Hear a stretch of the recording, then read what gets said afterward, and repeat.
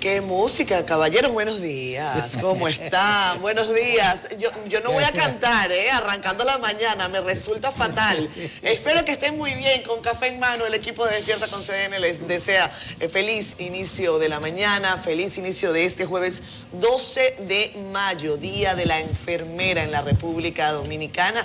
Día también, Día Mundial en la lucha en contra de la fatiga crónica, Nelson, fatiga crónica. Hay gente que no sabe qué es lo que tiene y hay 7% de la población mundial que tiene características similares a esta enfermedad o que tiene síntomas relacionados a esta enfermedad. Día Mundial de la Fatiga Crónica. Yo no estoy fatigada, tengo mucha energía, tengo ganas de que sea un día productivo. ¿Cómo están ustedes, queridos compañeros? Nelson Rodríguez, Héctor Marte, Yulisa sigue de descanso, se lo merece.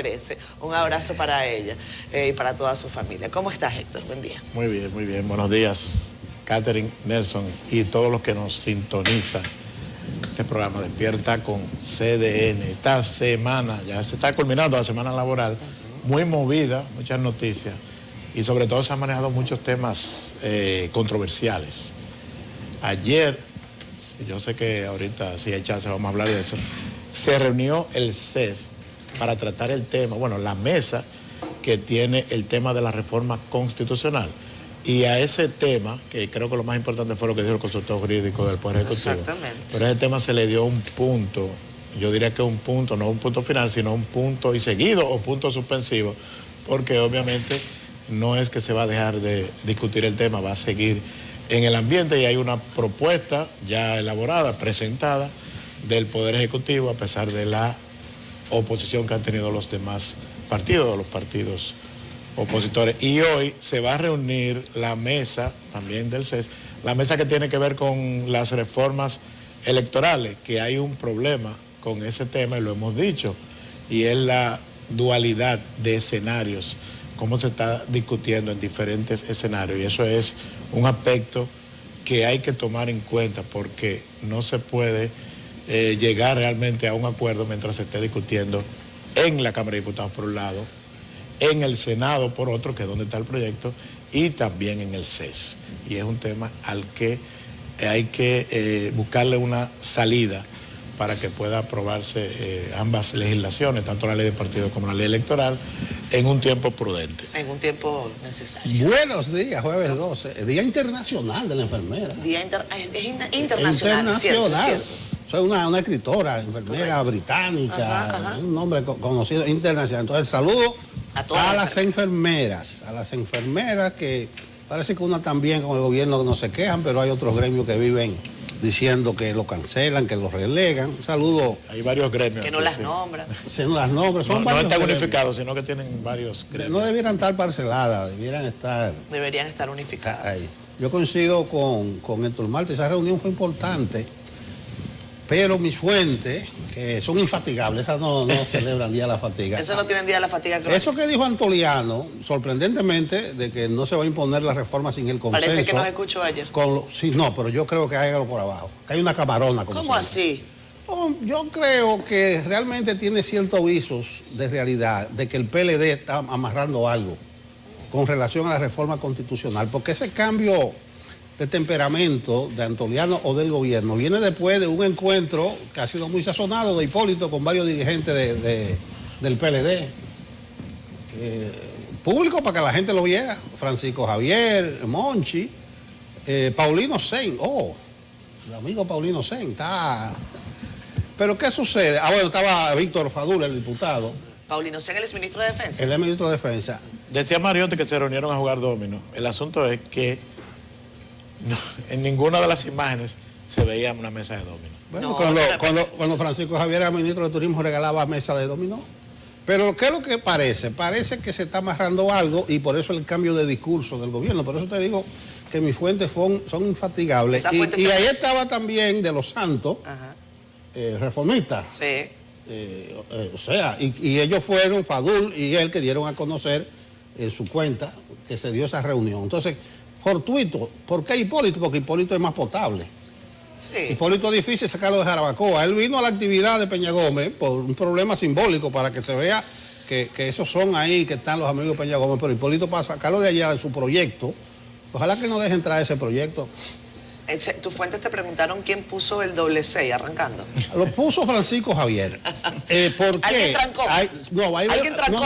Había un comunicador que es de los canchanchanes, dice, y que asesores de los canchanchanes, que estaba presente. Y si ese comunicador estaba presente, Capicúa 25. Capicúa. Y si ese comunicador estaba presente, ahí fue porque él hizo la gestión. Entonces, me dicen mis fuentes que se está moviendo algo del PLD. Entonces, no se lleven de cuento que fue que Antoliano durmió de este lado de la almohada y dijo que, cambiando posición, porque ellos dijeron que iban a hacer la reforma. Sí, la verdad, sí. No, entonces, PLD y reformista están en eso. La pregunta es, ¿a cambio de qué el PLD va a apoyar esta reforma? Ah, mire, la encontraron la foto ahí. ¿Y dónde está el dominó allí? Mírenlo ahí. No, por el dominó le excusa. No, sí. pero el dominó... ¿Qué es lo que hay en el centro de la mesa que yo no veo? No, hay como unas flores, ¿entiendes? Y por ahí andaba Claudio de los Santos, reformista.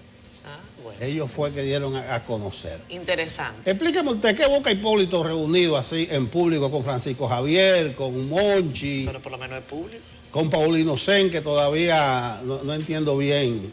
O sea, me dicen mis fuentes que son infatigables hoy en el Día Internacional de la Fatiga. Ajá. ¿O contra la fatiga? Sí, contra la fatiga crónica. Que se está moviendo algo y que el cambio de temperamento del gobierno respecto a que los partidos, acuérdense que el gobierno hace una semana decía, eso fue el 1 de mayo eso. Sí. Ese encuentro. ¿Sabes que estaba hablando y de ninguno son trabajadores, o sea, que puede decir el Día Internacional del Trabajo. Bueno, estaban trabajando. Eso es trabajo. Eso es trabajo. ¿Quién dice que no es honrando al trabajo? No, pero es importante porque a veces la gente no sabe leer entre líneas. Claro. No sabe leer Héctor entre dice líneas. que está en todos los escenarios ese diálogo, que hay un diálogo por aquí, que hay un diálogo por allá, que está el diálogo del C, que está dialogando en el Congreso, que están dialogando en el Senado. Y también que están dialogando por allí con las mesas de PLD. Normalmente esos son más efectivos. Esos son más eficientes. ¿eh? El PLD que jueguen su café claro, porque la lectura que se le da al cambio de temperamento del gobierno, después de esa reunión de Hipólito con dirigentes del PLD, es que se está amarrando algo. Ahora, la pregunta de los 64,000 que nadie puede contestar es, ¿qué le darían al PLD? ¿Estaría comprando impunidad? Eso de que habiliten a Danilo será cuestión de la historia, porque yo no creo que Danilo esté ahora mismo en esos ánimos de ser el candidato. Después de esa foto de ayer. No, porque eso sí, en cualquier momento está. Pero bien, no se comen el cuento. No hay muertos políticos. De que fue que se soñaron y el gobierno cambió de posición y que sí, que vamos a meterlo. Bueno, dijo aquí que para la calle que van a presionar con la sociedad, los partidos, para que apoyen esa reforma. Ahora, si nos escucharon a nosotros feliz de que no podían imponer esa reforma, que así no se vale, tratándose de la Carta Magna, lo más grande que puede haber. Titulares. Ministerio Público arresta a 3 policías por el homicidio de joven barbero en Santiago, Richard Rafael Báez. Comisión de Diputados acoge petición para interpelar a director de la policía. Gloria Reyes sale airosa de entrevista con senadores. Acuerdan rechazar interpelación en su contra. Abinader insiste en que no se permitirán solicitudes de contribuciones de servidores públicos para el PRM. Hoy estará con nosotros la fiscal Mirna Ortiz, quien se desempeña como coordinadora de litigación de la PEPCA, y también nos acompañará el productor musical Amaury Sánchez. Susan Castaño nos presenta a continuación las portadas de la versión impresa del periódico El Caribe del portal de CDN. Los buenos días para ti, Héctor, para Catherine también y don Nelson y por supuesto para todos nuestros amigos y amigas de Despierta con CDN. Entremos inmediato en materia informativa a través de la portada del periódico El Caribe este 12 de mayo. Con las siguientes informaciones iniciamos hablando sobre funcionarios, quienes obligados a asistir a convocatorias de legisladores. En ese sentido, la FINJUS defiende la potestad legislativa, mientras que la resolución que busca interpelar al director de la Policía Nacional va a comisión. En otra información, el Banco Central y el Ministerio de Industria y Comercio impulsan la encuesta MIPYMES Ambas instituciones buscan colaborar en la ejecución del proyecto Encuesta Nacional de las Micro, Pequeñas y Medianas Empresas 2022-2023. En temas de seguridad social, el Caribe nos habla de las domésticas, quienes no pueden seguir invisibilizadas, afirmó el ministro de Trabajo, asegurando además que hay un consenso para que ese sector tenga mejores condiciones de vida y dignas. Cerramos la portada del Caribe con las contradicciones de Ditrudis Beltrán y Jorge Asjana, quienes son los únicos profesores que están aspirando a la rectoría a la Universidad Autónoma de Santo Domingo, UAS, para las próximas elecciones a celebrarse el 15 de junio. Continuamos con la contraportada del periódico El Caribe con noticias del ámbito deportivo. Y es que anoche el Club Gregorio Urbano Gilbert conquistó el trofeo de campeón de la versión número 42 del torneo de baloncesto superior de Santiago al derrotar 78-73 a Fernando Plaza Valerio en el 7º partido de la serie final, celebrado a casa llena en la Gran Arena del Cibao y en la que se disputó la Copa Banreservas. Pasamos rápidamente a nuestro portal digital www.cdn.com.do, donde usted podrá informarse de las noticias más importantes en el país y el mundo, como esa que pueden ver en sus pantallas sobre los abogados de Stacy Peña Santana, conocida como la Demente, quienes aseguraron que la joven habría cumplido 18 años de edad apenas el mes pasado, calificándola como otra niña, igual que la supuesta víctima de agresión sexual por parte del exponente urbano Rochi RD. En otra nota de cdn.com, la Comisión del Senado acoge las respuestas de Gloria Reyes sobre el fraude cometido con las tarjetas Supérate y ya no será interpelada por los legisladores. Cerramos rápidamente hablando de la vicepresidenta Raquel Peña, que viajará este jueves hacia Puerto Rico, donde participará en el primer encuentro de oportunidades para la reconstrucción de ese país. Así que les invitamos a que visiten nuestro portal www.cdn.com.do, además de que adquiera la versión impresa del periódico El Caribe desde jueves 12 de mayo para que esté enterado y enterada en todo momento. Ha sido todo de mi parte, retorno con ustedes. Gracias, Susan. Ha estado lloviendo y mucho por estos predios capitaleños, incluso hoy por la mañana está oscuro ahí, feo el panorama, pero Jean Suriel, dale tú el cuento completo. Muchísimas gracias, muy buenos días, Nelson. Tenemos la vaguada todavía incidiendo en República Dominicana y durante 24 horas más persistirá toda esta nubosidad llegando hasta nuestra zona de pronóstico. La vaguada se desprendió hace varios días de esta baja presión que se acerca a Florida. Mientras tanto, la vaguada también estaría desplazándose para mañana hacia Bahamas, dejando remanentes nubosos. Y el mar Caribe sigue muy caliente. Toda esa humedad llega hasta nuestro país y es por lo tanto que la sensación de calor va a continuar en el territorio dominicano en las próximas horas y durante los próximos días. Debido a esta combinación de la humedad y de la vaguada, van a registrarse precipitaciones entre moderadas y fuertes en las próximas 24 horas. Así que mucha atención porque hacia la región norte, Cibao, también zona montañosa, hacia el noroeste, hacia el noreste podrían registrarse las mayores concentraciones y por supuesto que las lluvias moderadas estarán presentes hacia el sur y sureste del país, incluyendo la capital dominicana. Veamos el pronóstico extendido para Santo Domingo. Presenta para las próximas 24 horas precipitaciones entre moderadas y fuertes. Mañana podrían disminuir las lluvias en sentido general. El sábado continuarán los aguaceros por la humedad que quede en nuestra zona de pronóstico. Santiago de los Caballeros está presentando para los próximos 3 días. Hoy con aguaceros, posibilidad de descargas eléctricas, también ráfagas de viento. Mañana el cielo parcialmente nublado también para el sábado, sin descartar algún chubasco durante esos días. Y en Punta Cana, al este del país, tendremos en las próximas horas el panorama lluvioso. Mañana, posibilidad de que el firmamento se torne parcialmente nublado el sábado, con posibilidad también de algunas lluvias dispersas. Estas han sido las informaciones del tiempo. Ya lo saben, humedad, vaguada, dará lluvia hoy. Por cierto, aquí están apoyando a Jean Suriel en su campaña, que es también la nuestra, porque sí, nosotros peleamos como equipo para que República Dominicana tenga los radares Doppler que necesita. y se eviten las tragedias y podamos tener no solamente condiciones óptimas para la aviación, para los que, sino también para que se puedan tomar las previsiones minuto a minuto, no que estemos como aproximando. Sí, puede ser que más o menos por allá esté pasando algo.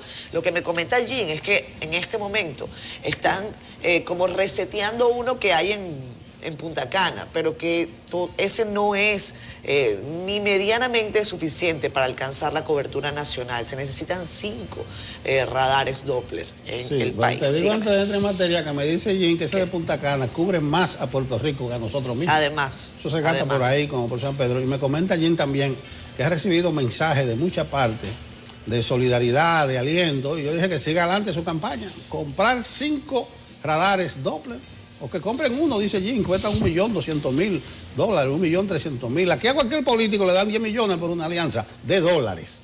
¿De dólares?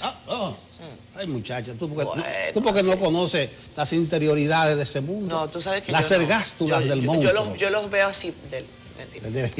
Edward Santana está con nosotros a través de Facebook Live. La audiencia que está siempre en sintonía por allí nos encanta, los leemos temprano. Ahí está, él nos dice: todos los corruptos que han desfalcado el país durante años y nunca han legislado a favor de esta comarca llamada país. No sé a cuál te refieres, pero bueno, ya entiendo el comentario, Edward.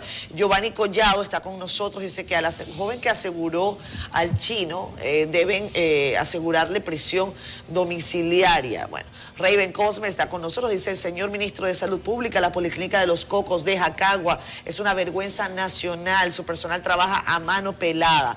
Yana Rincón dice: el pollo congelado desapareció del mercado la semana pasada, apareció esta semana 16 pesos más caro. Oye eso. Vamos a hacer la tarea, te vamos a seguir la seña, Direnia. Revisamos. Está Pedro Julio Aquino desde Anamuya, Higüey, un abrazo. También Héctor Franco le dice a Yulisa que regrese pronto, bendiciones para ella. Alex García presente y Antonio Cornelio Acosta Pérez está en Santiago con nosotros, nos manda solecito de buenos días.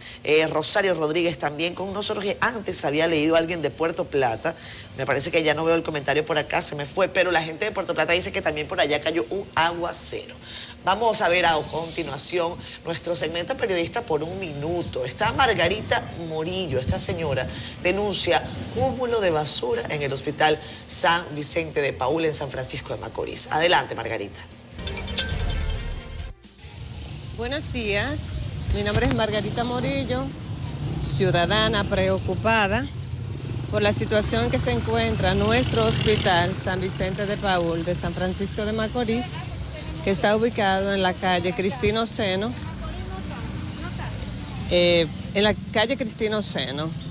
Esta es la condición en que se encuentra nuestro hospital.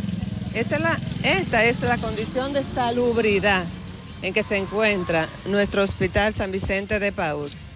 Fíjense en la condición, esto es un vertedero. Como podrán ver, esto es un vertedero. Entiendo que esta situación no debe de seguir pasando. Las autoridades de este hospital no se preocupan, porque como ellos vienen aquí solamente por un momento, ellos no les importa. Esto tiene una pudredumbre que eso da pena. Miren, ese es el frente del hospital.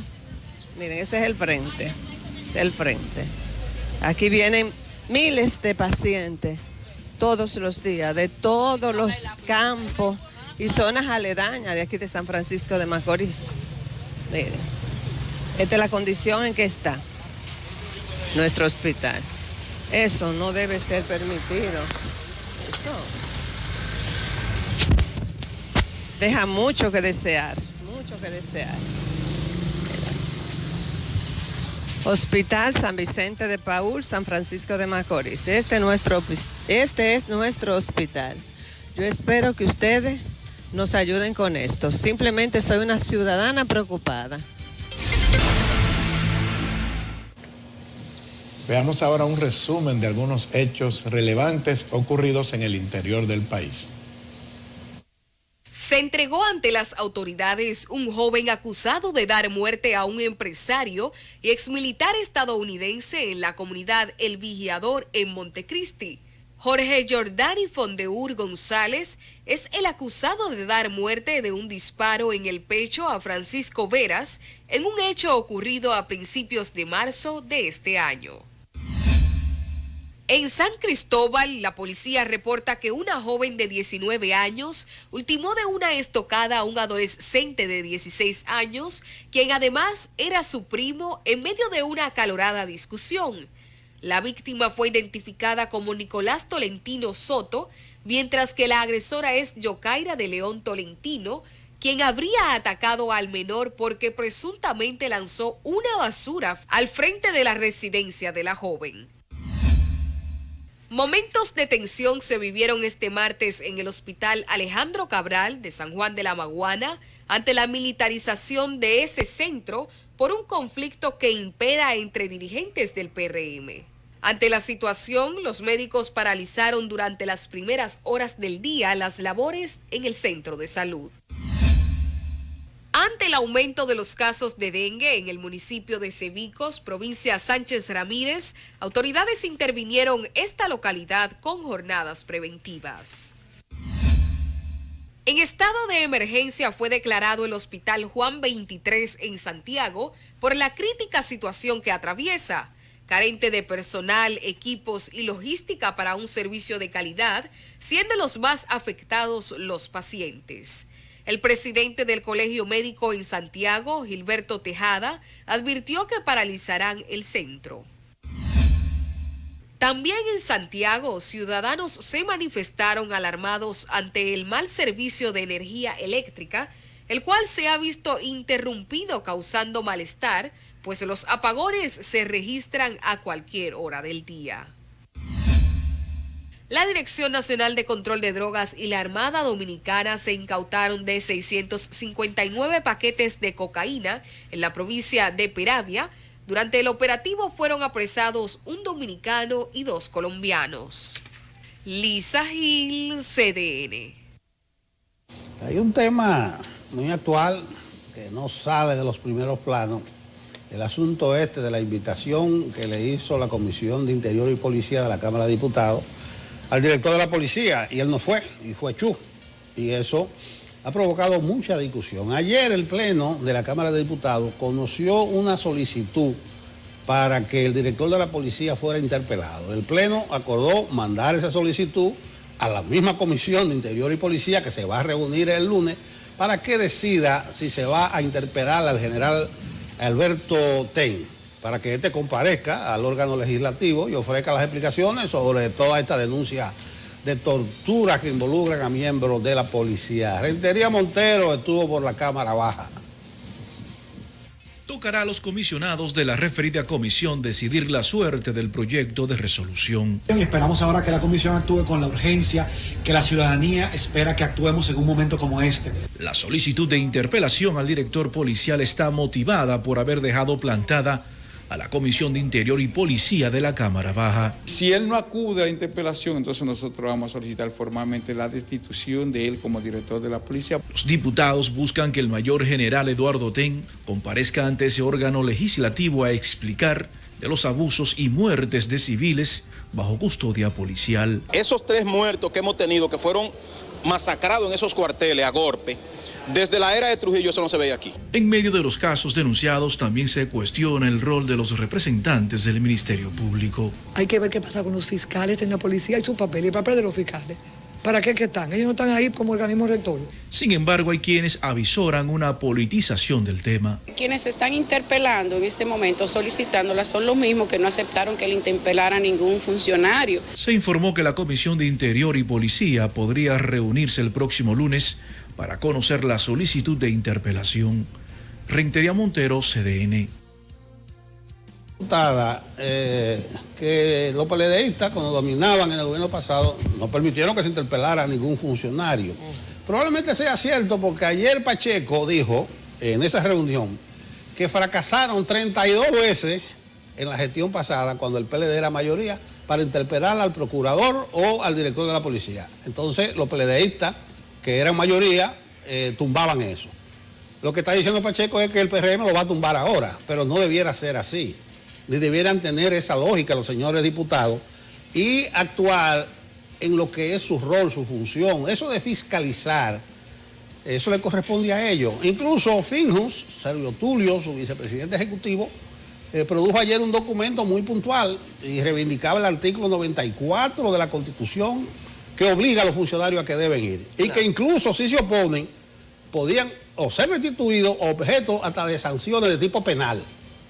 Entonces no es un problema del capricho de los legisladores, de que son mayoría. Esa clase política le hace mucho daño. Miren, ayer fue Gloria Reyes a la Comisión de Justicia y de Derechos Humanos del Senado, dio sus explicaciones de supérate, del robo con la tarjeta, y le dijeron, mayoría PRM, muy bien Gloria, usted lo hizo muy bien, váyase, a usted no hay que interpelarla. En la Comisión de Interior y Policía, que son 16 de la Cámara de Diputados, hay 8 del PRM, es decir, que podía ir el director, y nada, y ellos deciden, porque tiene que tener el voto mayoritario, la mitad más uno, para que pueda ir la solicitud al Pleno y escuchar al director, pero lo han complicado todo. La presencia de Chu, de Vila, lo ha complicado tanto que son muchos los sectores que le están reclamando al Congreso, en este caso a la Cámara de Baja, que por ahí es que entra la interpelación del director de la policía. Por cierto, eso que comentas, no sé si nos va a dar tiempo de tratar esa visita de Gloria Reyes al Senado, pero ¿sabes lo que dijo el presidente del Senado? Dijo, esta figura quizás no deba relajarse tanto. Sí, Eduardo Estrella, Eduardo, mi amigo Eduardo, no me diga eso. ¿Qué dijo Eduardo Estrella? A veces se abusa de las invitaciones. A veces se abusa de las invitaciones. Ajá, porque no es, bueno, mira, Eduardo, el rol de ustedes deben cumplirlo a cabalidad, denle prestigio a ese Congreso. Ahora, ¿tú sabes qué puede pasar? Y se acabó, muerto el perro, se acabó la rabia. El jefe de la policía tiene un pie afuera, todo el mundo lo sabe. Es un problema nada más de conveniencia, él está votado hace rato. Y probablemente entonces lo quiten y ya no haya necesidad de este lío que hay. Claro, llámalo para aquí, llámalo. Pero señores, es elemental. Cojan el ejemplo de Gloria Reyes ayer. Entonces no puede ser porque un partido tenga mayoría. Porque el PLD fuera mayoría anteriormente, no debió permitir, si es como dice Pacheco, que 32 veces solicitara el PRM o los partidos opositores interpelar al procurador, Jean Alain, o al director o directores anteriores de la policía, y las 32 veces se cayera. Claro. Porque se va a acabar, te ve a las 33 la vencida y ahora puede pasar. Sí, pero el asunto no es repetir lo malo, ¿no? O sea, si usted lo criticaba y consideraba que esa no era la forma de proceder, pues entonces haga lo opuesto y demuestre realmente el espíritu con el que este gobierno se ha brandeado, utilizando el término en inglés, que es el asunto del cambio. En fin, hablando de este mismo tema... Es importante, antes de salir del tema, Catherine, lo que dice Nelson sobre la precisión que hace Finjus, porque hay mucha confusión con relación a la invitación que hace el Congreso dentro de su facultad, dentro de una de las 3 principales facultades que tiene el Congreso, que es la facultad fiscalizadora. O sea, eso es una de las atribuciones y lo explica muy bien Finjus en su documento. Pero hay confusión cuando se habla de invitación y de interpelación. Normalmente uno tiende a pensar que la invitación es casi un acto de cortesía, de que no tiene un componente de obligatoriedad. Y Finjus lo explica muy bien en el documento, en base al artículo 94, porque el artículo 94 de la Constitución explica lo que es una invitación del Congreso y le atribuye carácter de obligatoriedad, e incluso se establece mecanismos para sanción en caso de que no se obtempere este llamado. Y entonces la interpelación obviamente ya es otro nivel, tiene su propia característica, pero no deja de ser obligatorio la invitación, o sea, que se acuda al Congreso cuando una de las cámaras, una de las comisiones hace esta invitación a cualquiera de los funcionarios. Todo esto tiene que ver con el sistema de contrapeso. Sí, de contrapeso, claro, que se supone que es el que debe funcionar en un país como el nuestro, con una constitución. Un país con un Estado de Derecho. Claro. Por cierto, el Ministerio Público, señores Nelson, hablando del asunto de la policía, veíamos, y ayer estábamos comentándolo, sobre el asunto de las auditorías forenses o los informes forenses que había ordenado incluso Miriam Germán para que se revisara lo que había pasado en el caso de Ocoa, para que volvieran a revisar el caso de David y vean lo que está ocurriendo en Cienfuegos, Santiago. El Ministerio Público está solicitando prisión preventiva como medida de coerción contra 3 agentes policiales implicados en la muerte de este joven, un barbero al que agredieron, al que detuvieron, dice, al que agredieron brutalmente mientras lo detenían y en el tiempo en que lo retuvieron en el destacamento del sector Cienfuegos del Distrito Municipal de Santiago Oeste. Se trata del capitán Manolo Aquino, encargado de la Dirección Central de Investigaciones Criminales DICRIN, el primer teniente Manuel de Jesús de la Cruz, el segundo teniente Vladimir Joel Jerez Suárez. Todos enfrentan cargos criminales por la muerte a golpes de este joven, de Richard Rafael Báez. Incurrieron, dice el Ministerio Público, en delitos de asociación de malhechores, homicidio y robo. En esta solicitud de medida de coerción, el órgano persecutor establece que el pasado 21 de marzo, echa el cuento el Ministerio Público, de que a nadie le quede duda de que el Ministerio Público está poniendo los punticos allí, los imputados produjeron, o sea, los policías produjeron golpes mortales a la víctima. Indica que esos agentes formaban parte de una patrulla motorizada, efectuaban un operativo preventivo en la comunidad. Mejor no nos cuiden, ¿eh? Mejor no nos cuiden, así yo no quiero que me cuiden, yo prefiero cuidarme sola. Esto fue en el semillero del referido distrito municipal, donde ahí detuvieron a Báez. Precisan que la víctima fue perseguida hasta su casa, recibió múltiples golpes cuando intentaba alcanzar la propia puerta de su vivienda. Gritaba, pedía auxilio a su padre para tratar de salvar la vida ante el ataque de estos agentes. Mientras estuvo en el cuartel, relata el Ministerio Público en la solicitud de medida de coerción por robo, homicidio y asociación de malhechores, la víctima denunciaba que los agentes le habían sustraído la suma de 30.000 pesos, cuya devolución exigía, pero que a cambio recibía golpe y golpe. La doctora que lo evaluó verificó que Báez presentaba, oigan, laceraciones en el área temporal derecha, o sea, en el ojo, en ambos codos, por eso refería dolor. Por esa razón entregó al teniente Juárez Suárez una indicación para aplicar al paciente una antitetánica, una crema y analgésicos, también una radiografía y lateral de cráneo. Indicación que el imputado ocultó. Posteriormente lo volvieron a llevar preso. Y ahí lo volvieron a caer a palo. Así entregaron, o más bien así llevaban a ese muchacho. Uno podría, ante lo revelador de ese informe del Ministerio Público, uno podría decir, no me pregunta, magistrado. Claro. Pero resulta, vengan conmigo, ok. Ah, gracias. Sí, sí. Ahí mismo. Ahí. Gracias. Uno se pregunta, hace 2 días, el jefe, director de la policía en Santiago, no recuerdo el nombre, dio una versión distinta. Él dijo que Richard Báez se resistió a ser arrestado, hizo unos cuantos disparos y un cuento de nunca acabar. Pero nada de eso aparece en el informe del Ministerio Público. Entonces es muy importante lo que ha estado ocurriendo en estos casos. Esperemos el de Ocoa, ahí salió ya la nueva autopsia. Ajá. Porque la intervención del Ministerio Público está marcando la diferencia y se están comenzando a ver consecuencias. Otro momento, otro tiempo, se quedaba con la versión del director de la policía. Él resistió, hizo unos cuantos disparos, pero lo grande es que tú ves fotos, videos, el tipo preso y esposado, que es el caso de David de los Santos, que es el caso de Ocoa. Entonces no podemos ir por las ramas. ¿Qué tiene que ver? Esa intervención del Ministerio Público está llevando confianza a la ciudadanía. Bueno, más confianza en el Ministerio Público que en la policía. Claro. La procuradora Miriam Germán estuvo por Santiago.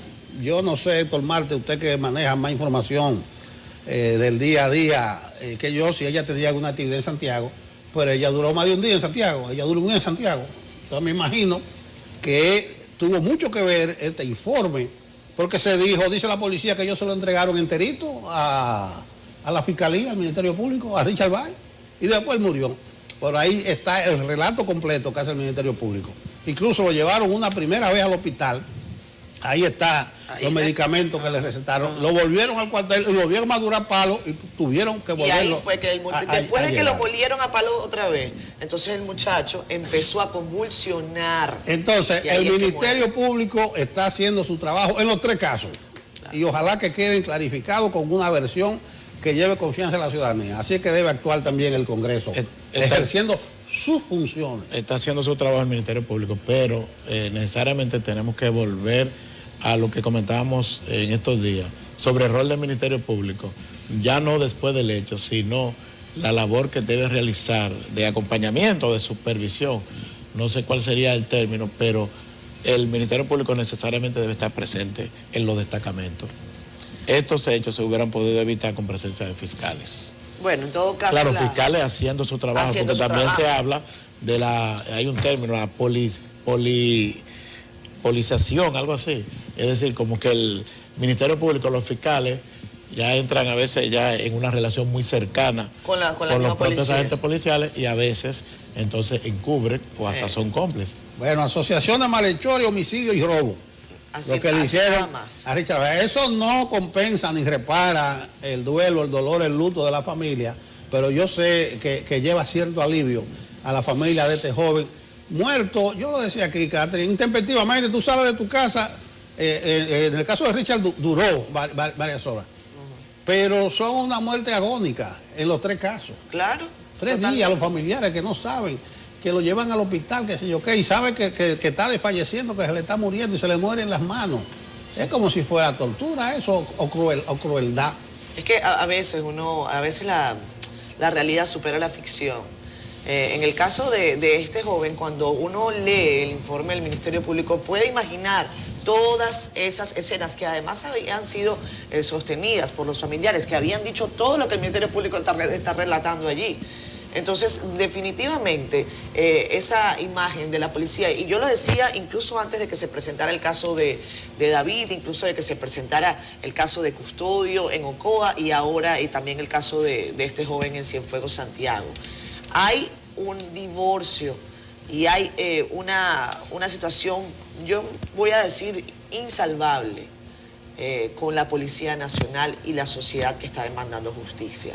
Ya esta sociedad no se va a quedar de brazos cruzados si se siguen cometiendo este tipo de hechos, porque por eso lo decía Nelson, o sea, si es así no me cuiden, porque si en una operación preventiva ustedes detienen a un joven y entonces aparece muerto porque ustedes lo cayeron a palo, entonces definitivamente ¿de qué estamos hablando? ¿Qué se puede esperar? Por cierto, hay también una comisión de justicia del Senado que acordó rendir un informe desfavorable, lo que hablábamos. Vamos a hablar del caso de Gloria Reyes. ¿Quieres hablar de Gloria Reyes? Sí. Bien. ¿Qué le dijeron a Gloria Reyes? Váyase para su casa, mija, tranquila. Estamos claros. Eso después de que Iván Lorenzo, el senador del Partido de la Liberación Dominicana, había sido incisivo en que Gloria Reyes tenía que acudir ante esa Cámara del Congreso para entonces rendir cuentas sobre qué fue lo que ocurrió con el programa Supera. Sí, váyase para su casa, pero eso lo acordó en la Comisión de Justicia y Derechos Humanos una mayoría del PRM. Bueno, pero ajá. No, pero que ahí voy. Claro. Y vuelvo al punto. Sí, eso mismo podía ser, aunque es un tema más delicado, la Comisión de Justicia y la Cámara de Diputados, la mayoría del PRM, y decirle al director, vaya para su casa. Usted está exonerado, va a ser muy difícil. Entonces lo que digo, el Congreso actúa apandillado por alianza entre partidos, y si tú tienes mayoría absoluta, como es el PRM en el Senado, va a ocurrir eso. Entonces no hay que rechazarlo. Si tú tienes mayoría en la comisión, por lo menos disimula. Gloria Reyes salió, ella misma dice, salió limpia. No, la exoneró la mayoría en esa comisión de senadores del PRM. Pero entonces, a fin de cuentas, yo voy a hacer una sanción política, Nelson. En todo caso, lo que va a surgir de ahí es una sanción política. Lo importante espérate. Lo dice un político, Iván Lorenzo. Claro. Y puede ser con toda mala fe del mundo, por ahí 300 millones de pesos del contribuyente por abajo. Exactamente. Entonces, lo de Supérate, no me le dé la lectura política, lo de Supérate tiene que aclararse. No, y que eso fue el anterior gobierno. Que Margarita y su... No. Pero bien, lo que quiero decir es, se quedó de ese tamaño lo del Congreso y Gloria Reyes, porque una mayoría de esa comisión votó desfavorablemente, o sea que no tiene que acudir al Pleno. Entonces lo que yo digo, el Congreso no está ejerciendo su rol, pero en este caso se hacen esas cosas que desdicen al presidente Eduardo Estrella. Vamos a escucharlo cómo fue. ¿Quieres verlo? Bueno, si dicen algo mejor ahí. Vamos a verlo. Gloria Reyes salió airosa de su entrevista con los senadores y la solicitud de interpelación en su contra no prosperará. esta comisión se siente satisfecha y dará ya por concluido acá con un informe desfavorable. De acuerdo con el presidente de la comisión que la interrogó por más de 2 horas, las explicaciones de la funcionaria dejaron complacidos a la mayoría de sus miembros. Ya a la fecha, el 95% de las personas afectadas por este fraude tienen su tarjeta en mano. Nosotros cumplimos como gobierno con la responsabilidad de reponer rápidamente para que el que se afectó tenga este recurso. Sin embargo, el senador PLDista Iván Lorenzo insiste en que el fraude cometido con las tarjetas a más de 94,000 familias no pudo ejecutarse sin complicidad. Cualquier investigador de preprimaria tiene que iniciar con los funcionarios de Supérate, que es que tiene la salvaguarda de la data. A mí me parece que el proponente de esta iniciativa tiene que ser más paciente y esperar el resultado de la investigación. Reyes estuvo acompañada por la directora de ADES, Digna Reynoso, y fue recibida por el presidente del Senado, Eduardo Estrella. Tampoco es una figura que debe relajarse, pero cuando se entienda el Pleno que debe venir a alguna comisión, yo creo que eso es algo normal de la democracia. Actualmente al menos 10 personas guardan prisión por la estafa de más de 154 millones de pesos al programa de asistencia social. Luego de comparecer ante esta comisión, la directora de Supérate, Gloria Reyes, dio por cerrado el tema del millonario fraude hasta tanto el Ministerio Público concluya las investigaciones. Yarilis Calcaño, CDN. Bueno, gracias, Yarilis. Ahí está todo el mundo jugando su rol, el juego de la democracia. Aparte de lo que estaba comentando Nelson, yo creo que hay que también mantenerle el ojo, atención a la investigación del programa Supérate. Con más de 300 millones. O sea, tal y como dice que salió airosa. Bueno, pero... No, recibió un voto favorable de sus compañeros del partido. ¿Ustedes no vieron lo que hablaron ahí? Claro. Pero el Ministerio Público que haga su trabajo. Haga su trabajo como lo está haciendo en el caso de la muerte de los policías. Y que no me deje eso de que de 3 personas presas nada más, porque eso... Pasó el examen, le liberaron la materia. Vamos a pasar a Santo Domingo Este. Allá está específicamente la avenida Ecológica, el compañero D'Angelo Reed, reportando una situación con los choferes que respetan las leyes de tránsito y toman el carril para esquivar los tapones. Buenos días, adelante D'Angelo.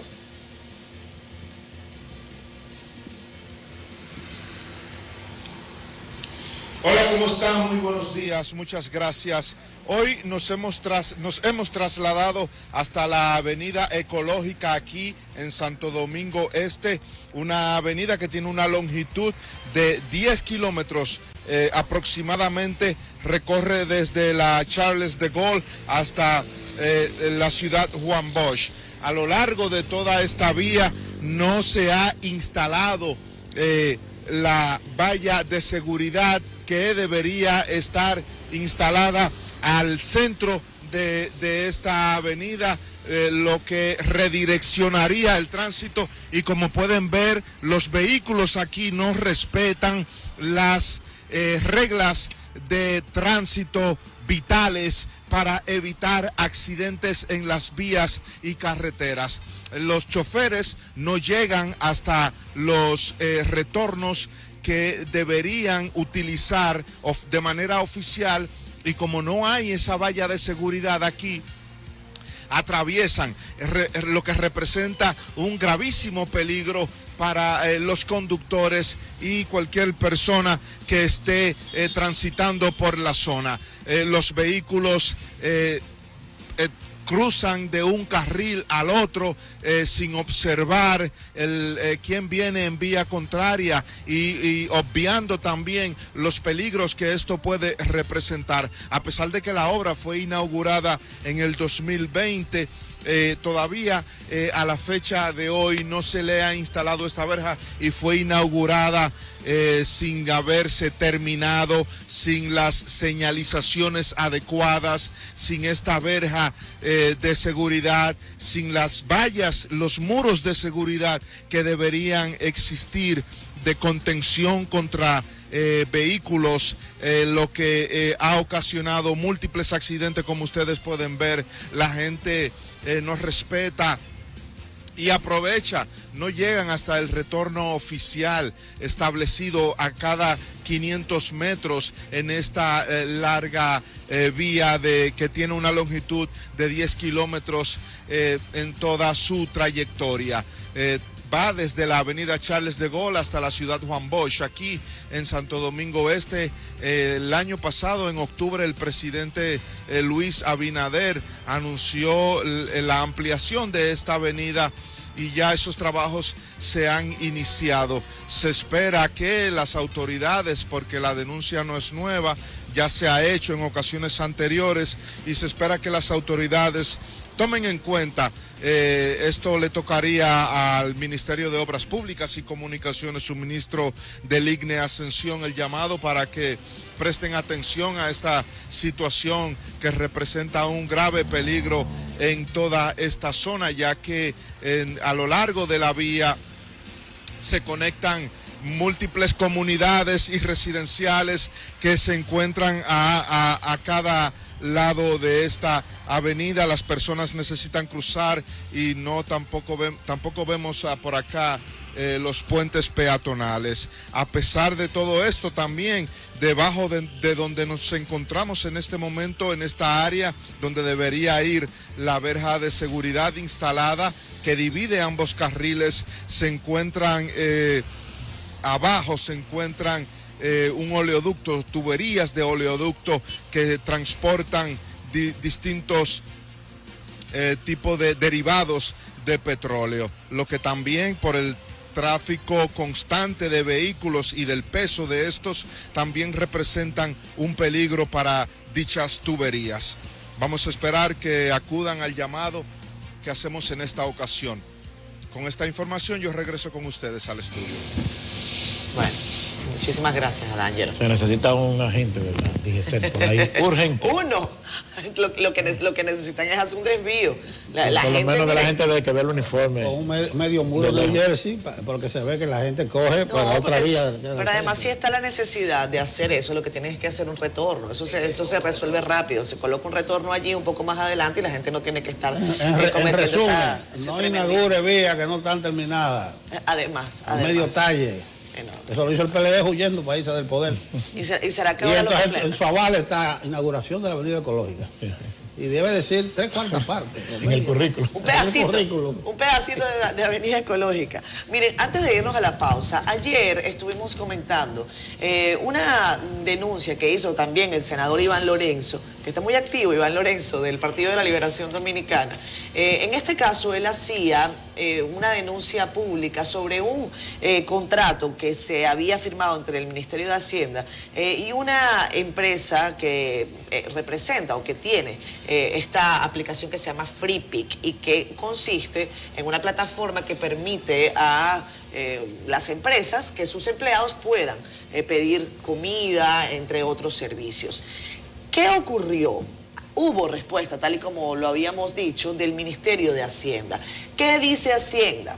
Hacienda, y específicamente su ministro, Jochi Vicente, comenta que no se trata de una compra específica a esta compañía, que son 65 millones de pesos que de hecho ya el ministerio tiene dispuesto para los próximos 2 años como subsidio, el subsidio que le dan a sus trabajadores porque lo tienen en su paquete salarial. ¿Qué ocurre? Dice Jochi Vicente que antes ellos estaban amarrados por un contrato también a una empresa que les proveía la comida y que los empleados tenían que comer en el cafetín y que no había manera posible de auditar cuántos platos de comida estaban siendo utilizados o consumidos y cuánta cantidad, en fin. ¿Qué hicieron ellos? Le dicen hacen una licitación, comenta, y en la documentación está, la revisamos, hacen una licitación en la que participan solamente 2 empresas. En esa licitación participa esta empresa de Inversiones Ciurama y otra compañía que no entendió las condiciones de la licitación porque era una compañía de suministro de alimentos, no era una aplicación. Esta compañía, pues, termina siendo la que se queda con por decirlo de alguna manera, con la posibilidad, y el Ministerio de Hacienda entonces hace un mecanismo de excepción. ¿Qué dice el señor Jochi Vicente? Que esa plataforma es la que le va a pagar a los distintos comercios y que no es que el dinero lo tiene la plataforma. Cada vez que la plataforma mande el dinero, pues le cobrará mensualmente al Ministerio de Hacienda lo que tenga que cobrarle. Se lava las manos el Ministerio de Hacienda, pero lo que nosotros dijimos, y era lo que comentaba ayer Nelson, es que si era bueno el mecanismo, probablemente otras instituciones del Estado lo estaban haciendo, y efectivamente, ONAPI lo está haciendo, o sea, está utilizando esta plataforma FreePic, también lo está utilizando el Ministerio de Economía, Planificación y Desarrollo, también lo está utilizando la Tesorería de la Seguridad Social. Este mecanismo, al parecer, está cambiando dentro de las instituciones públicas que han decidido sacarse el tema de las cafeterías, sacarse el tema de la entrega de comida para sus empleados y dicen, nosotros tenemos el deber de darle a nuestros empleados 200 pesos aproximadamente, dependiendo de la escala salarial, a cada uno de nuestros empleados. Y entonces que el empleado utilice esos 200 pesos en el comercio que quiera. Y la plataforma, ¿de qué vive? De cobrarle al comercio, tal y como ocurre con Pedidos Ya, etcétera. Yo lo que creo es que quizás no todas las aplicaciones se enteraron de esta licitación. Porque hay otras, hay otras. Ahí puede estar la gracia. Entonces, entérense, señores de plataforma, que eso lo están haciendo. Una licitación con toda la de la ley y la ganó una buena empresa. Lo que pasa es que siempre, si tú buscas quién es este, dices, pero vamos a buscar. Pero, o sea. Pero bueno, ya está. Vuelta todas las aplicaciones están advertidas que estos procesos se están haciendo en el gobierno y que parece que el gobierno no va a contratar más con cafetines, no va a contratar más con personas físicas, con empresas para este servicio, sino que va a tercerizar, va a utilizar eso. Así que me llama la atención es que esas aplicaciones fungen de agentes de retención.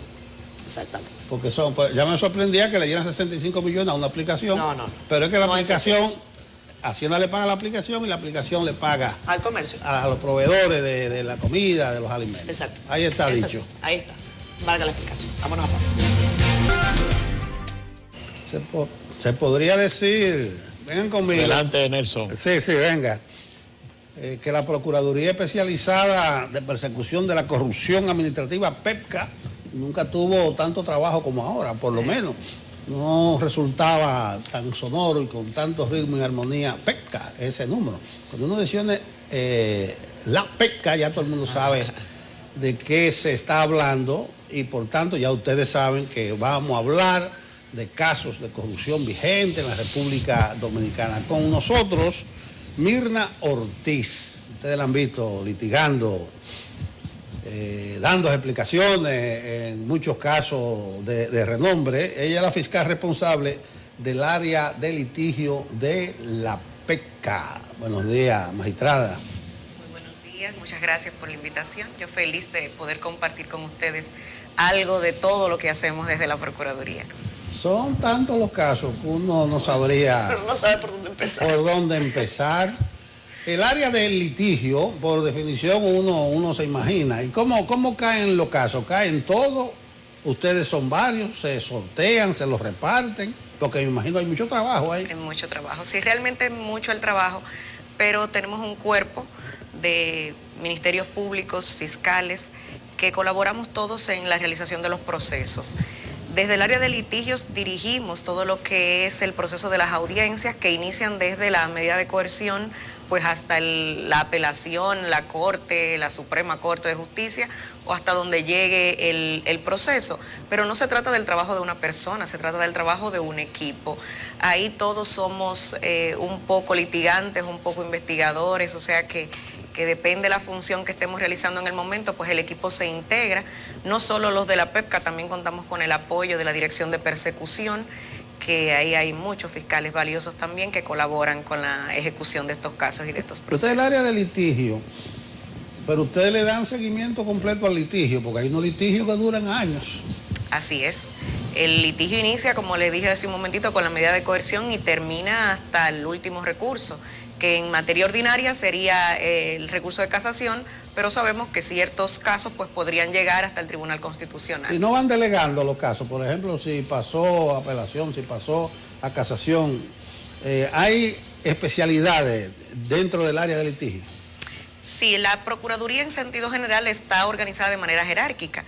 En la Corte contamos con la figura del Procurador de Corte, pero cuando se trata de materias especializadas, que regularmente uno ve nacer el caso desde sus inicios, Entonces lo que hacemos es que damos soporte a esos niveles jerárquicos que suben ante esos tribunales para no perder la esencia de lo que es el caso, porque quien investigó su caso, quien lo vio nacer, pues es el que conoce todas las particularidades propias del caso. O sea que el fiscal que inició normalmente hasta la última fase sigue. En las especializadas, porque es otra suerte la que corren las fiscalías ordinarias, que por la cantidad de procesos, pues es muy difícil que un procurador fiscal, por ejemplo, de Santo Domingo, pueda seguir su proceso porque tiene cientos y cientos de procesos ordinarios en la fiscalía. Pero regularmente las procuradurías especializadas, que trabajan materias muy concretas, dan seguimiento continuo a sus casos. Por ejemplo, Odebrecht, que duró años. Así es. Ustedes, desde la, ¿cómo dice el lema de la empresa? Desde la varilla inicial a la pintura final. A la pintura final. Nosotros en el caso de Odebrecht, particularmente en mi caso, inicié ya con el caso en juicio, porque como ustedes sabrán, sufrió un cambio de dirección, la Procuraduría General de la República, se reestructuraron los equipos y entonces yo paso de estar en la Escuela Nacional del Ministerio Público a dirigir el área de litigación de PEPCA y ahí es que me integro al proceso. Actualmente el proceso va a la Corte y seguimos con el proceso en la Corte. Para la sociedad fue decepcionante el caso de Odebrecht. ¿Ustedes lo vivieron como un fracaso? No, para nosotros no es un fracaso, para nosotros es algo que aprender. O sea, nos deja aprendizajes, nos deja victorias, nos deja temas que ponderar hacia el futuro. Es bueno que veamos que este Ministerio Público al que le tocó litigar el proceso no fue el Ministerio Público que investigó el caso, y aunque eso no nos quita el concepto de cuerpo, ¿verdad? El Ministerio Público es un cuerpo, es un órgano, pero no es lo mismo cuando tú eres el que genera, el que crea tu caso y luego lo llevas hacia el juicio. No obstante, obtuvimos 3 condenas, 3 sentencias condenatorias en las que creemos y que nos da la satisfacción de haber hecho lo que podíamos hacer en ese proceso. Sobre ese caso, sobre ese particular, voy a cambiar la pregunta que tenía para usted, porque ese caso específico, Odebrecht, tiene una particularidad en cuanto a la conformación de los órganos que participan, y en este caso el magistrado Camacho era el que litigaba en nombre del Ministerio Público lo que también se había investigado. En su rol de litigio, ¿cuál es la incidencia que usted tiene, por ejemplo, en la investigación del caso, para saber cómo funciona? O sea, ¿el que litiga también investiga o son equipos diferentes? Si lo que se investigó yo no puedo meterle la mano, ¿cómo es? En el caso de Brecht se manejó de una manera, vamos a decir, particular. Se generaron 2 equipos, sí. Un equipo de investigación y un equipo de litigación. El magistrado Wilson solo formaba parte del equipo de litigación. ¿Qué sucede cuando los procesos se manejan así? Que el litigante está atado por lo que le lleva a aquel que investigó, porque los procesos precluyen, o sea, luego de que las etapas cierran, si ya presentamos una acusación, se va a litigar lo que está en la acusación. Yo en el juicio no puedo agregar elementos nuevos. ¿Eso sigue siendo así ahora? Es así ahora, con la salvedad de que bajo la nueva dirección y estructuración de la Procuraduría Especializada de Persecución de la Corrupción, los equipos están integrados tanto por investigadores como litigantes. O sea, yo como litigante me integro en el proceso desde su origen, desde la investigación. Voy litigando el proceso, me toca ir a las audiencias. Ese fue uno de los aprendizajes de lo que pasó antes, lo que usted comenta, que Odebrecht les dejó experiencia. Son modelos de gestión, o sea, son modelos de gestión que siempre han existido. Lo único que quienes estaban dirigiendo en ese momento optaron por un modelo distinto al que nosotros entendemos que es el que da mejores resultados. Magistrada, mi pregunta original estaba sobre la observación que se hace en distintas oportunidades sobre los plazos en las solicitudes de medida de coerción que solicita el Ministerio Público. Nosotros lo hemos dicho, sobre todo para los casos de corrupción, que parece una suerte de guión. Uno ya sabe que se va a solicitar caso complejo, prisión preventiva, 18 meses. Eso parece un guión. ¿Por qué funciona de esa manera? Y desde su perspectiva, ¿por qué considera que ese plazo es el prudente para investigar casos de esta índole? A veces se dice, desde evidentemente la barra contraria, que 18 meses sin que me hayan probado nada es demasiado tiempo. ¿Cómo lo ve usted? Lo que pasa es que tenemos que entender, y creo que eso es lo que ha faltado un poquito en la sociedad dominicana, entender cómo funcionan los procesos penales. Y me voy a hacer eco de una frase que pronunció recientemente la magistrada Jenny Berenice. Ella decía, si se ha robado mucho, hay que investigar mucho. Nosotros tenemos un tiempo limitado por ley para investigar 4, 8, 9, 10 años de actividad criminal. O sea, pero no de cualquier actividad criminal. No es el que le encontraron en el bolsillo delantero derecho de su pantalón una porción de cocaína y le levanto un acta y llevo ese testigo para que vaya a declarar. Estamos trabajando con personas inteligentes que saben tapar sus huellas, que en los papeles todo cuadra. O sea, si vamos a cualquier empresa de estas instituciones estatales de las que nosotros estamos acusando que se cometieron actos de corrupción y usted va a su contabilidad formal, eso cuadra a la perfección, porque ellos saben cómo hacerlo. Estamos trabajando con criminalidad organizada, con personas que tienen altos niveles de conocimiento de lo que están haciendo. Entonces, no es que lo tengamos como un cliché, no es que lo tengamos como una fórmula, es que es el plazo máximo que nos permite la ley y siempre acudimos a ese plazo máximo porque es lo único que tenemos. Si hubiesen más meses, pidiéramos más. Fíjense lo que ha sucedido en la mayoría de los casos que actualmente hemos acusado. Hemos tenido que acudir incluso a solicitar prórroga del plazo de investigación. ¿Por qué hemos estado sentados? No, es porque el tiempo no nos alcanza. Si vamos a las noticias recientes, podemos ver que, por ejemplo, la auditoría de CUSEP y CESTUR, que forman parte del caso Coral, se entregaron recientemente. ¿Podía el Ministerio Público acusar sin tener esas auditorías a mano? No podíamos presentar un acto conclusivo al que le faltara una pieza tan vital como la auditoría del órgano estatal encargado, o sea, por ley, de realizar este tipo de funciones. ¿Hubo dilación en el Ministerio Público en solicitar la diligencia? No, no lo hubo, por eso el juez otorga la prórroga al comprobar que el Ministerio Público actuó de manera diligente, que no es responsable de la respuesta, o sea, no somos responsables de cuándo llegue esa respuesta, pero también tenemos que ver la carga de trabajo que tiene la Cámara de Cuentas actualmente, que solo con los casos de pesca es mucho. Imagínense las funciones regulares que ellos deben cubrir. Entonces, los plazos que nosotros solicitamos no son plazos porque estén establecidos en un guión, son los plazos que la ley nos permite para poder hacer una investigación más eficiente. Pero esa parte probablemente se entienda, el tema de la complejidad de los casos. Lo que no se entiende mucho es la tendencia a solicitar prisión en casi todos los casos. Incluso eso es un tema que ha sido criticado por abogados, no solamente por los abogados de la defensa de los casos, que obviamente la van a criticar, sino que es ya una práctica que varios juristas han llamado la atención sobre el tema de que la prisión debería ser una excepción. O sea, ¿por qué habiendo tantas modalidades de coerción siempre, casi siempre se solicita la prisión? Déjeme agregarle algo a eso. Ustedes meten a una gente presa. Yo estoy de acuerdo, la prisión es la regla y no la excepción con ustedes. Y esa gente después colabora y ya no es peligro de fuga. Pero cuando ustedes piden la coerción era peligro de fuga. Le voy a explicar, voy a tratar de hacer un híbrido de las dos preguntas. ¿Qué es lo que sucede en estos casos? Y voy a poner el ejemplo más cercano, vamos a poner puedo hablar ya más ampliamente de él porque ya la acusación está presentada, el caso Coral y Coral 5G. ¿A quiénes tenemos acusados ahí?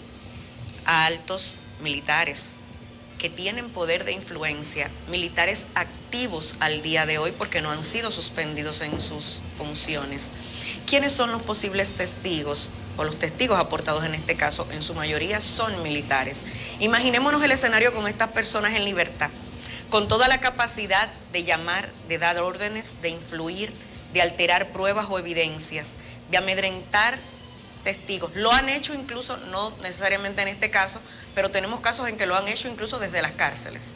Han amedrentado testigos, han amenazado personas que están colaborando.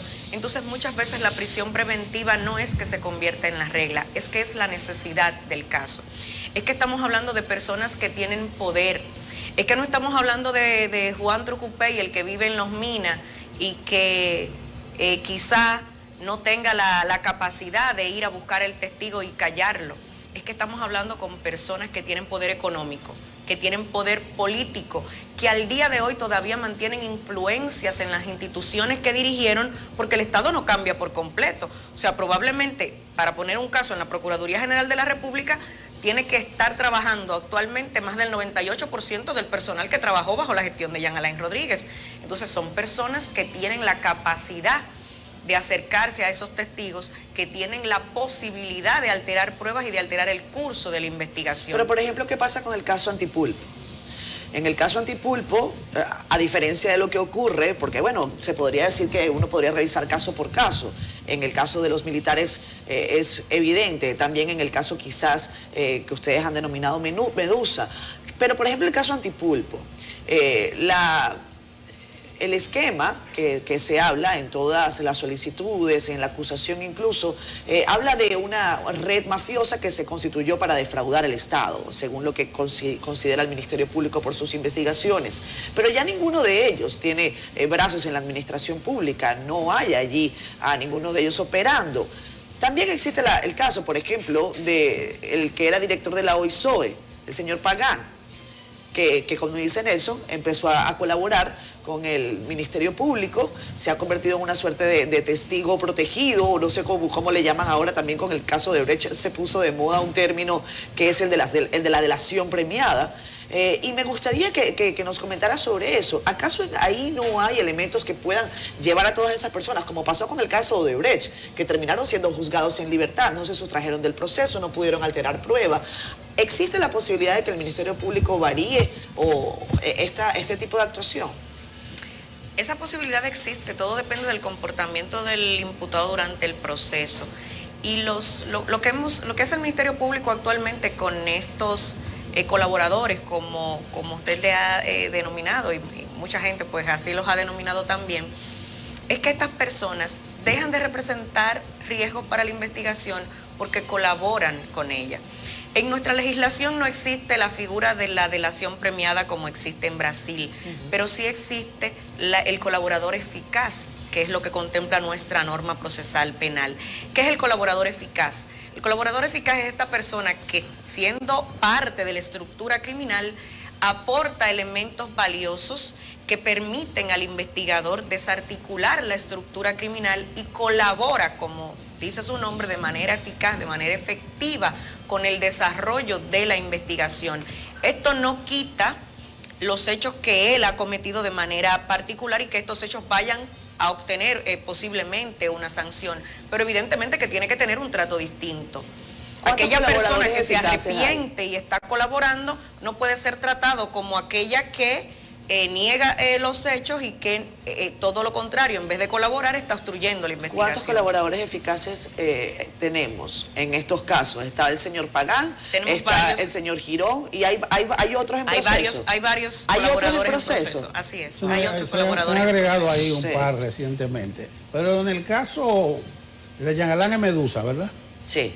Él dijo en estos días, con sus abogados, que el 90 y tanto % de todos ustedes trabajaron con él. Sí, eso es cierto. Entonces, si le aplicamos esa lógica a lo que usted dice de los militares, que podían en la calle sustraer pruebas, con él podía estar en su casa porque ustedes todos están allá adentro. Nosotros estamos dentro porque somos ministerios públicos de carrera. No entramos a trabajar con Jean Alain, no le debemos la posición a Jean Alain. Nosotros tenemos, en mi caso, 16 años de carrera en el Ministerio Público. Ingresé al Ministerio Público por un concurso, en una gestión distinta, un concurso que se gana por méritos, no por decisiones políticas. Entonces, ninguno de nosotros se siente comprometido con ningún funcionario. Distinto a los puestos de libre nombramiento y remoción que existen en las instituciones públicas, en donde una persona entra en una determinada gestión, debe favores y puede, en base a esos favores, pues favorecer a una determinada posición o una determinada persona. Y sobre todo nosotros no hemos cometido actos de corrupción.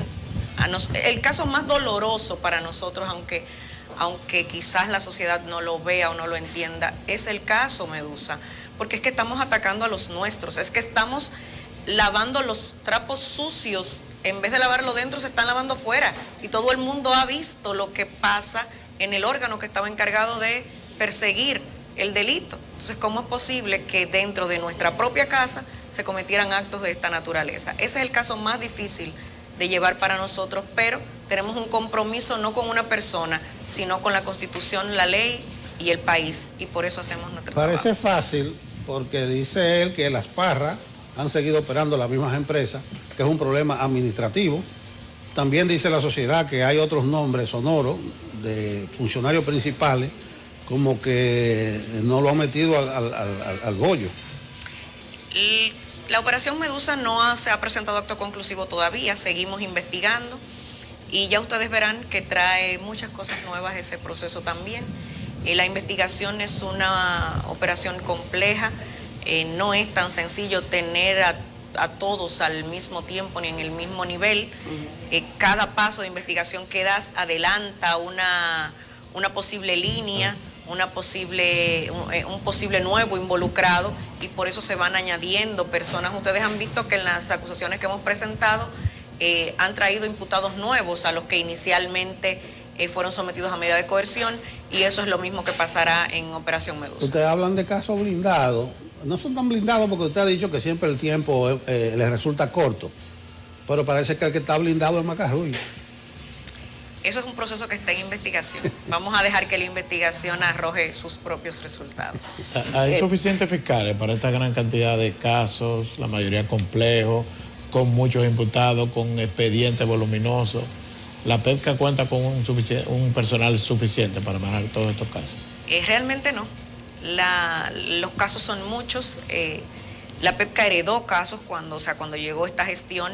Se han sumado a esos los casos que han llegado a partir de esta gestión, y siempre es necesario más recursos humanos y económicos también, porque esta actividad requiere de la inversión de muchos recursos. Hacemos lo mejor con lo que tenemos. Los fiscales de la PEPCA no tenemos vacaciones, no tenemos día de fiesta, no tenemos prácticamente ni familia, porque todo el que pasa por la Procuraduría a altas horas de la noche verá nuestras luces encendidas. Siempre hay un equipo que está trabajando, pero hacemos lo mejor que podemos en el trabajo que tenemos encomendado. Magistrada, sobre el mismo caso Medusa, está el caso de la extradición de Rafael Cano. ¿En qué se ha quedado eso? El año pasado se decía que ya la diligencia se había hecho.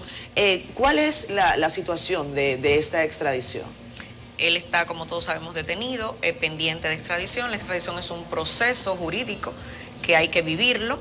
Él tiene unos derechos que hay que respetar, y sobre todo el país también en el que él está detenido, pues en base a los tratados y convenciones, ejerce su derecho interno. Entonces eso está viviendo su proceso, y tenemos que esperar que conforme a lo que establecen las leyes y tratados, pues se cumpla el debido proceso para que... O sea, podría demorarse puede ser un año, posible. 6 meses. No creo que demore tanto, podría demorarse quizá semanas, pero no creo que dure un año para... En todo caso, si él es extraditado a la República Dominicana, es incluido como parte del mismo proceso. Del mismo proceso. Bien. Sí, hay un protocolo para el traslado de los detenidos, porque aquí comentamos, por ejemplo, Discovery de Santiago, andaban sin los chalecos, sin el casco. Sin chalecos, sin nada. Aquí en la capital a la mayoría anda con chalecos y casco. Hay un urbano cantante que andaba forrado también.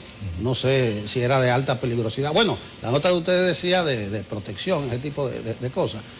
¿Hay un protocolo o es que no hay recursos suficientes para que en Santiago u otros lugares, porque en Santiago eso es droga y redes internacionales, o sea, son peligrosos? El protocolo no está definido solamente por lo peligroso que puedan ser las personas que están involucradas, sino también por la posibilidad de riesgo de la vida de estas personas. Entonces existe un protocolo para el traslado de personas de alto riesgo. Ese protocolo lo maneja el organismo encargado, que es el nuevo modelo penitenciario. No es algo que corresponda al Ministerio Público propiamente dicho, y de acuerdo al perfil del imputado, pues ellos deciden el protocolo de traslado requerido. No es algo que competa al Ministerio Público, pero sí tiene que ver con estos factores que le dije. No solamente la peligrosidad de la persona de tender a la fuga, sino también el riesgo que implique para su propia protección. Magistrada, hablamos de recursos, hablamos de procedimientos. A veces los expedientes suelen ser, bueno, son voluminosos en cuanto a los temas de corrupción. Específicamente en el Coral y Coral 5G, ustedes han pedido que se unifiquen. Están en ese procedimiento. Están hablando de 3.500 pruebas y se habla de un caso que comprendería una defraudación al Estado Dominicano de más de 4.000 millones de pesos. De todos los casos que tiene la PEPCA, ¿cuál considera usted que puede tener una resolución quizás en el tiempo más expedito, desde el punto de vista procedimental, desde el punto de vista de, bueno, esto está bastante claro, esto nos faltan tantas diligencias? A veces la ciudadanía se desespera y está permanentemente insistiendo en que, bueno, los procesos sí se toman su tiempo, pero según lo que usted puede ver, ¿cuáles son los casos que puedan tener un final más pronto? El tema de la finalización del proceso no depende siempre del Ministerio Público, porque, por ejemplo, ahora mismo tenemos a Antipulpo, que fue uno de los primeros casos que se presentó acusación. Sin embargo, temas procesales han impedido que iniciemos el conocimiento de la audiencia preliminar. Temas como el derecho de defensa, que es un derecho que hay que respetar. Los imputados han pedido realizar peritajes y contraperitajes a las pruebas aportadas por el Ministerio Público. Eso requiere plazos. Entonces, como el comportamiento de los abogados y las líneas de defensa no las conocemos, no podría adelantarle cuál caso podría avanzar más o menos. Pero tenemos, por ejemplo, el caso de la lotería, Operación 13, es un caso que por su estructura y el nivel de las evidencias que hay allí, pues entendemos que es un caso que correrá más rápido, porque no tenemos toda esta complejidad de auditorías y peritajes y temas forenses que muchas veces pueden retrasar un poco el conocimiento de los procesos. Hay otra observación que se le hace al Ministerio Público y tiene que ver con los allanamientos. Muchos de los encausados insisten en que por qué se les allana si han acudido en 1, 2, 3 oportunidades a entrevistas, a interrogatorios que se le hace en la Procuraduría. ¿Por qué el mecanismo del allanamiento y si usted considera que se ha aplicado de manera correcta desde que usted está en el ejercicio de sus funciones? El allanamiento es una actividad procesal que lo que procura es el hallazgo de evidencias. Y lo que hemos encontrado, lo que la experiencia nos ha indicado, es que los investigados, que hasta ese momento son investigados, no siempre dicen la verdad. Incluso tenemos un caso muy reciente en el que uno de ellos le preguntamos ¿en qué usted se trasladó hacia acá, hacia la Procuraduría? Dice, no, yo vine en un taxi. Sin embargo, nuestra inteligencia nos había dicho que tenía chofer y que estaba con un vehículo debajo. Cuando nos trasladamos a hacer la requisa del vehículo, pues resulta que en el vehículo encontramos dinero, encontramos documentos y una serie de evidencias importantes que sustentan parte de la teoría del caso. Entonces el allanamiento es eso, lo que procura es una diligencia que procura. Pero esa diligencia, ¿por qué, por ejemplo, en el caso de la detención, si el individuo en cuestión está siendo requerido y acude, ¿por qué no dejarlo detenido e igual practicar allanamiento a su domicilio o a cualquiera de sus residencias en vez de practicar un procedimiento quizás en horas de la madrugada, en presencia de su familia? Es a eso a lo que yo me refiero. En los horarios para realizar el allanamiento generalmente no se escogen para maltratar o dejar en evidencia a la persona frente a la familia. Es que es el horario que nos garantiza que las personas están en su residencia y queremos también tratar de preservar todos los derechos. No es lo mismo yo penetrar a una residencia en la que sus ocupantes no están dentro y quizás realizar y obtener objetos y documentos, a que cuando usted está ahí yo le digo, venga, acompáñeme para que usted vea lo que yo estoy buscando, lo que yo voy a secuestrar, y esto nos garantiza también pues menos niveles de especulación en que si el Ministerio Público entró, que si la policía destruyó, que si nos llevamos objetos que no guardaban relación con la investigación, pero nunca es con la idea de atropellar. Y evidentemente que los niveles de peligro de fuga aumentan cuando la persona se sabe que ya está siendo más que investigada, procesada o que va a ser procesada por una determinada situación. En el caso, por ejemplo, de Coral, cuando entramos a la casa de Girón, encontramos muchísima evidencia que él sabía que íbamos a encontrar en esa residencia. Entonces eso Eso evidentemente que dispara las alarmas y la persona ya no está en las mismas condiciones de acudir a una siguiente cita. Entonces, por eso es necesario ejecutar los arrestos y proceder a las solicitudes de medida correspondientes. Sí, pero el punto de Catherine es que ustedes interrogan, y hay casos, 6 veces a una persona. A la 6ª vez que lo despachan para su casa, después van y lo allanan. Si no, era mejor decirle, quédese ahí tranquilo. O sea, detenerlo en el mismo Está detenido por esto y ustedes van y proceden su allanamiento. Pero que lo dejan ir para su casa y después van y lo buscan de manera atropellada. Eso depende de la estrategia que se haya trazado para la investigación. A muchas personas las dejamos detenidas y detenidas en la Procuraduría se realiza el allanamiento. Es el mismo caso que le puse el ejemplo. Cuando se allanó la casa de Raúl Girón estaba en la Procuraduría General de la República. Ahora, si luego de realizar la entrevista o el interrogatorio, cuando contrastamos esas respuestas con las evidencias que nosotros tenemos, nos damos cuenta que la persona ha mentido, que hay disparidad entre lo que dice y lo que las pruebas que nosotros tenemos corroboran, trazamos entonces las investigaciones o las líneas de investigación necesarias y actuamos conforme a la estrategia que se trace para ese caso. Lo que pasa es que a veces esa estrategia, cualquiera podría decir que bueno, que Raúl Girón no lo conocía a nadie, pero que Jean Alain lo conocía a todo el mundo y a Cáceres también. Entonces, se criticaba en la administración anterior, magistrada, excúseme, el tema de la espectacularidad del proceso de detención, si era necesario, si se violaban derechos del imputado, porque bueno, hasta ahora, hasta el primer momento son imputados. Y se habla también de lo que termina sintiendo la sociedad, una vez que usted es detenido, que usted pasa por un proceso de esto. Aunque usted sea descargado en el proceso, difícilmente su vida pueda tomar un curso natural, y eso es parte también de lo que dan los nuevos tiempos. Quizás no era lo mismo antes de que existieran estos medios digitales que además hacen que la información sea mucho más profusa y que esté a la orden del día. ¿Considera usted que se practica espectacularidad en los procesos, que se abusa de este principio o no? Parte del hecho de que los horarios en los que practicamos los allanamientos es evitar precisamente la exposición excesiva hacia los medios de comunicación. Ahora, una vez la persona es detenida, nosotros no podemos evitar que la prensa acuda a obtener información y que pueda captar imágenes de cuando las personas están siendo trasladadas a los centros de detención.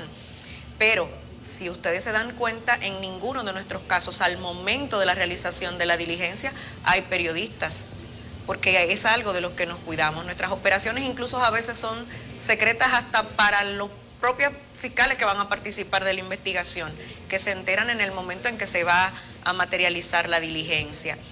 Y me ponía de ejemplo el caso de Jean Alain. Jean Alain no fue arrestado en su residencia mediante allanamiento. Jean Alain fue arrestado en la Procuraduría cuando se presenta en virtud de una orden de arresto que existía en su contra.